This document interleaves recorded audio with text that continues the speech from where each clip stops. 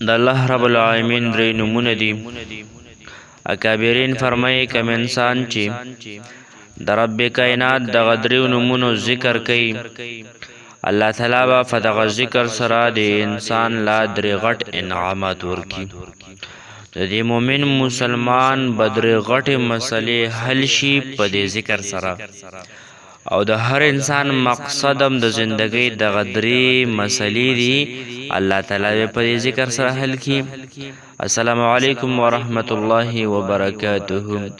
زما د اسلامیک وظایف د یوټیوب چینل مینوالو، د الله رب العالمین نه دعا ده چې روغ جوړ به د زندګۍ نه به خوندونه هغه اخلي. الله تعالی مو روغ جوړ آباد ساته. د الله تعالی یو درې نومونه دي، ډېر مبارک نومونه دي. د الله تعالی صفاتي نومونو کې دغه درې نومونه دي، او کم انسان چې د دغه نومونو ذکر کوي، تذکره کوي او وظیفې کوي، ډېره مجربه ده، ډېره نایابه ده، ډېره عجیبه وظیفه ده. نو د مؤمن مسلمان به په دغه ذکر سره درې غټې مسلې الله تعالی حل کړي. نو محترمو، دا کمې مسلې چې علما بیانوي چې په دې ذکر سره به حل شي، همدغه د دنیا د مسلمان د زندګۍ مقصد دی. هر انسان چې دنیا ته راشي په دغه دریو مسلو کې اخته دی، په دغه دریو مسلو کې چې کوم دی ګرفتار دی. هر انسان هم په دنیا کې دغه درې مسلې الله تعالی نه حل غواړي، او الله تعالی په پرې کې په دې ذکر سره دغه درې مسلې حل کوي. نو راځو د وظیفې طرف ته. اوله فایده علما بیانوي چې کله ته دا درې نومونو ذکر کې، لومبۍ فایده به تاته څه میلاویږي؟ د هر انسان د رزق امیدوار دی. هر انسان دنیا ته راشي په رزق پسې منډې وي، یا الله مال رزق راکا چې زه داسې په ماړه باندې رزق وخورم، زما اولاد یخوري، زما بیبي یخوري، او خو په تیار راته میلاو شي، کړه او لږ رزق ډېر میلاو شي. نو په دغه دریو نومونو سره به په ذکر سره به الله تعالی ستا دا رزق دا مسله حل شي، او الله تعالی به د داسې ځینې طرح دغه د رزق انتظام وکړي چې ستا به په وهم او په ګمان کې هم نه وي چې یاره الله تعالی به د دې ځینې ماله رزق راکړي. نو الله تعالی به د داسې ځینې ستا د رزق هغه انتظام وکړي.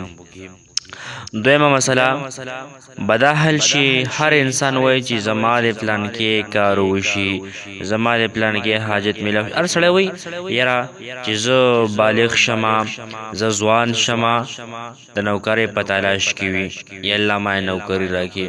بعضې انسان هغه وایي چې الله ماله ښه ویزه راکړي بارمل ته، د سعودي عرب، د دوبۍ، د ملیشیا، د هر یو ملک چې غواړي د یې خوښ شي. نو الله تعالی به په دې سره د دې انسان د حاجت هم پوره کړي. د نکاح مسئله ده، او وایي چې یاره پلانکۍ سره دې زما مینه محبت دی، هغه دې ماته میلاو شي. نو په دې ذکر سره به ورته خپل محبوب هم میلاو شي. نو دا دویمه فایده شوه. علما درېیمه فایده بیانوي، وایي هر انسان دا غواړي چې د هر انسان د زما عزت وکړي، زما احترام دی وکړي. زه د هر انسان په سترګو کې اوچت یمه، زه د هر انسان په زړه کې زما قدر او عزت وي.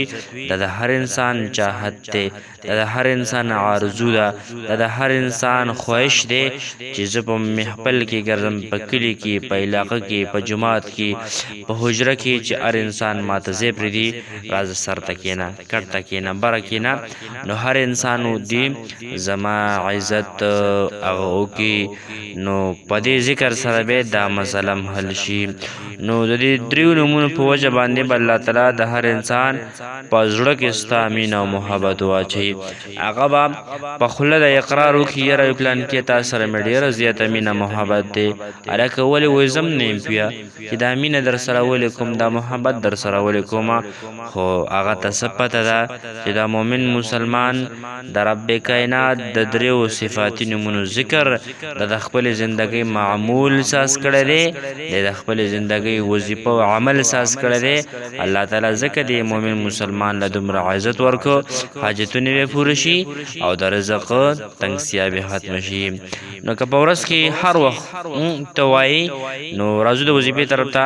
که په ورځ کې به دا ذکر ته 314 مرتبه کې 313 مرتبه روزانه بکی خو 314 مرتبه علما فرمایي چې مخکې وروسته 11 مرتبه درود پاک هغه ووایه او بیا چې کوم دی په د اودس کې به دا وظیفه کې بل دا ده چې د چا سره به خبرې اترې نه کوي لږ ټایم له موبایل سیټ ته کېده لږ ټایم له چې کوم د دنیا خواهشات سیټ ته کېده د الله سره خپل راز او نیت ساز کا دا ذکر وکړه نو ذکر دار یا باسطو یا نافع یا متکبر یا باسطو یا نافع یا متکبر یا باسطو یا نافع یا متکبر دا درې صفاتي نمونه د الله تعالی دی په دغه طریقه باندې دا ذکر وکا دا وظیفه وکا دا عمل وکا ستا به درې مسلې حل شي د رزق مسله به حل شي د انسان ارمان دغه دی